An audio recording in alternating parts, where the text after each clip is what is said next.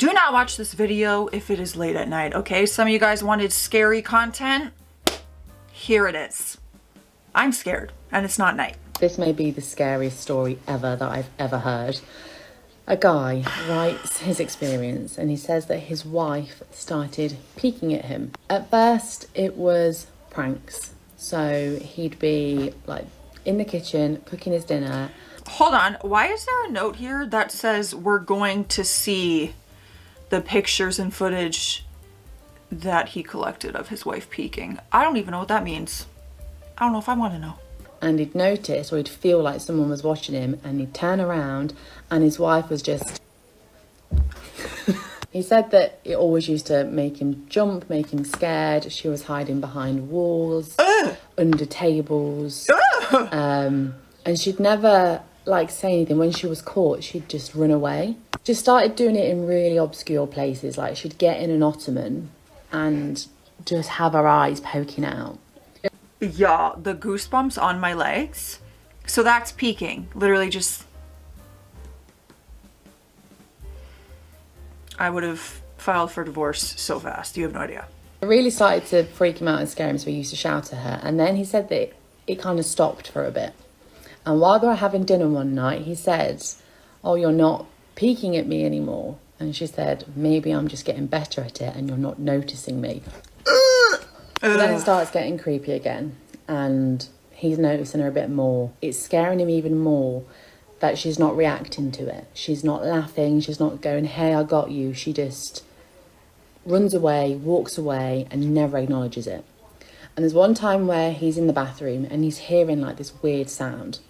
And he gets in the shower, he's locked the bathroom door, and when he turns after being in the shower for God knows how many minutes, she's peeking around the curtain at him, and her hair and her face is soaking wet, and it really scares him. So he shouts at her saying like, "This needs to stop."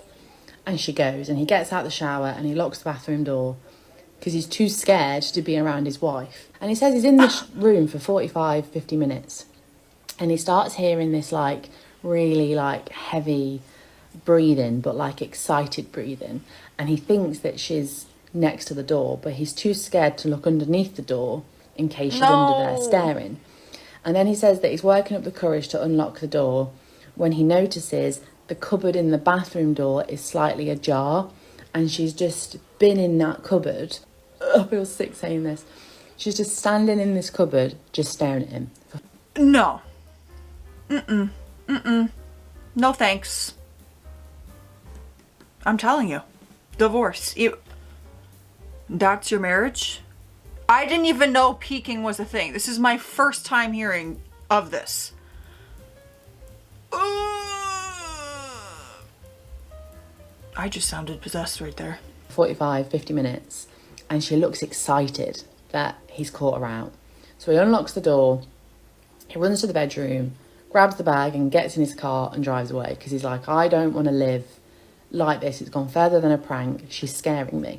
Goes to his brother's house and he tries to explain like what's going on, and his brother's like, "Yeah, okay then." And his brother's wife's like, "I think she's just playing a prank." And he's like, "No, it's gone beyond a prank. It's terrifying. It's like she's haunting me. She's a creep." And then his wife starts texting him saying like, where have you gone? Why are you doing this? But never apologising, never saying sorry.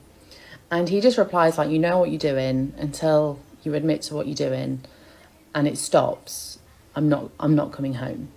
He decides to stay the night at his brother's house.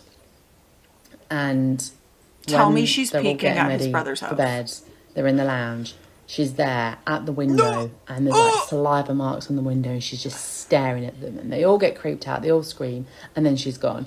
And he's like, "Look, I'm telling you, there's something wrong with her." So he calls her mum and he says, "Look, what's going on?" And this mum just declines even talking about it. She's like, "I don't have time for this, bye." She obviously knows something's going on. He stays at his brother's house for a while. I don't know how long, but he says he's there for a while, and he finally needs to get more clothes, and he works up the courage to go to the house. So when they get to the house, they go open the doors and it's all dark. She shut all the curtains. It's in the middle of the daytime, but it's dark. So the brother goes around and he's opening some curtains, and they can see that the place is just trashed.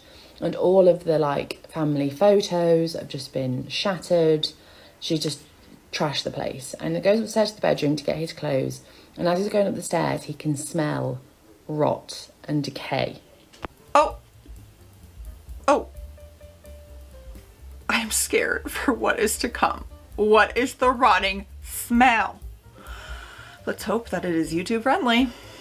I'd turn around. Like, I'm not dealing with that. I'd call the police. No, I'm so scared. Go into the bedroom, and that's where like a load of the mess is. There's photos strewn over the place, broken picture frames, just everywhere. And he's getting his clothes, and as he lifts up a pile of his clothes, he notices an eyeball. But he says it's a small eyeball, like an animal's. And in the cupboard, there's just eyes of different shapes and sizes that are clearly just from murdered animals. And he shouts and freaks out, and his brother's like, what's going on? He's like, something isn't right here. And that's when he starts hearing like that excited, raspy Stop! breathe. And he looks under the bed, and she's there just staring at him, excited that she's being caught. And he says that he was just petrified. He just stood there and he said to his brother, like, go and get help, go and get help. And his brother's like coming to the bedroom. He's like, don't come in here, go and get help. Her hands are covered in blood because she's like holding this glass and it's just been cut in her hands. And he gets down to a level and he's like, look, babe, you need help. I want to help you. This is a horror movie, right? Like you're reading the script of an actual horror movie. This cannot be real. But there's proof that we're gonna see. I don't know if I want to see it. After all, it's his wife, a creepy motherfucker, but it's his wife. And she reaches her hand out to him and he goes to grab it and then she stabs him with a bit of glass. And then he's like, what the fuck? And then he's just like, what? And he says that at that moment he knew that that wasn't his wife anymore, and they just ran down those stairs. He said that he felt like she was running after them, but they didn't want to turn around, and they got in the car and they drove away. He was too scared to go to the brother's house, and so was the brother, because she'd already been to his house. And he says he ended it, and we haven't had an update from him yet, but he ended it saying that he got himself in a hotel room, and he says that he keeps on feeling like someone's washing him. Ugh! Imagine being haunted by your wife, by something living. That's disgusting. This has to be like a demon or something, right? We're moving on to a part 2 to the story. So the Peking wife, let's go over some details that I missed out. So she's got a name. Her name is Lynn, and the husband's called Ben. Really normal couple, together for 6 years, married for 11 months before this started happening. Their life was great. Happily married, lived together, no red flags for 6 years before the wife started acting up like this. In the story as well, it's also mentioned that Ben loved horror movies, loved it. Lynn hated anything horror, hated any pranks, was a very stern woman when it came to pranks and horror and jokes. She didn't like it, she didn't want to be a part of it. The first couple of little peeks were just innocent little things that Ben thought, oh, she's just being a bit kooky, a bit silly. And when he confronted her, at first she would laugh about it, and she was like, well, you scare me enough, so we're even now. Matt better sleep with one eye open. I might start peeking. Nah, that would be so weird. Her peaks obviously got scarier and scarier when she's underneath tables, in ottomans, just the ottoman. Being a weirdo. Ben says that his life was a living hell. He was constantly living in fear, having to look behind corners, behind sofas, check everything because he thought she was going to be there. He was living in fear. Ladies, take notes.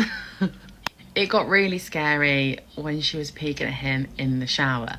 Now, what I didn't mention is that he was by himself that weekend. Lynn had gone to see friends or family, and he was just shut up playing on his Xbox or whatever men do, and he decided to have a shower before bed.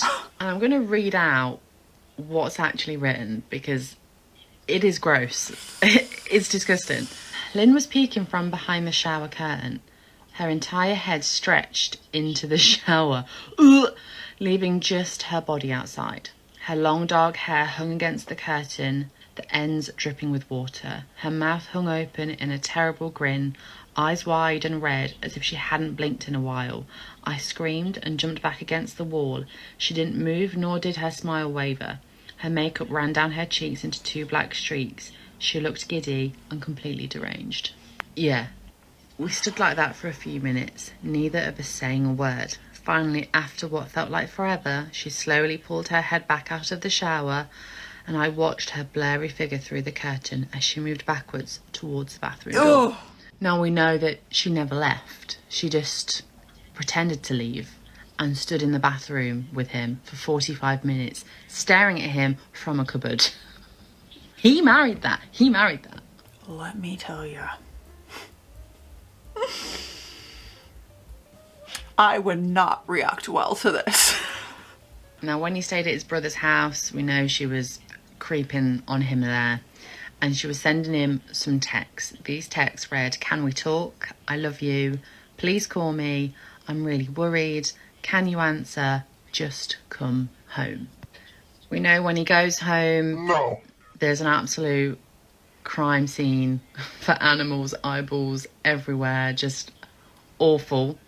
He runs after him with some glass. They call 911, happened in America, and they get in the car and they drive away. He has to go to the hospital because he needs to get stitches in his arms, and he can't go to his brothers, his friends, or his family because he's just so scared that she's gonna just terrify them as well. And I do think she's haunting him. I know people say stalking, but haunt, he's being haunted by his wife.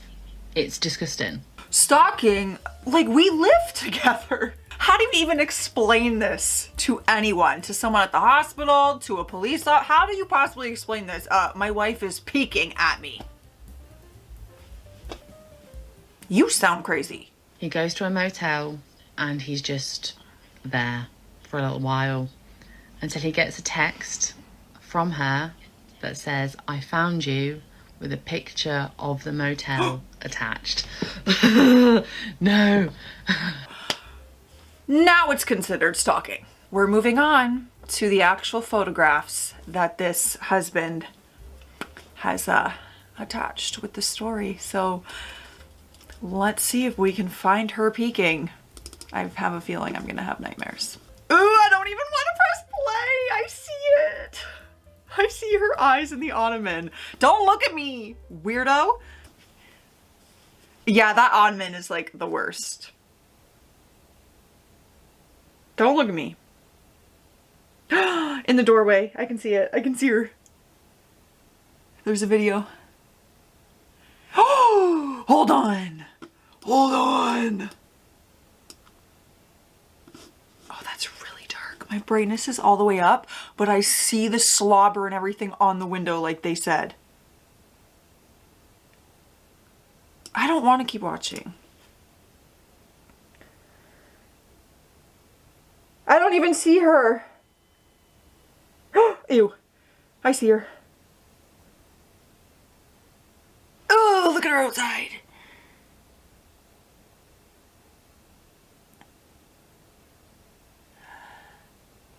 Like, that's weird.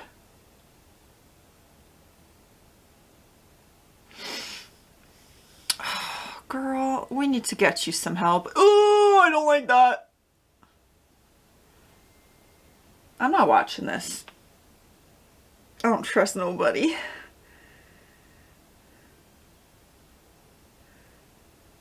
I'm just scared something's gonna pop up. I'm so scared. I'm alone and I'm scared.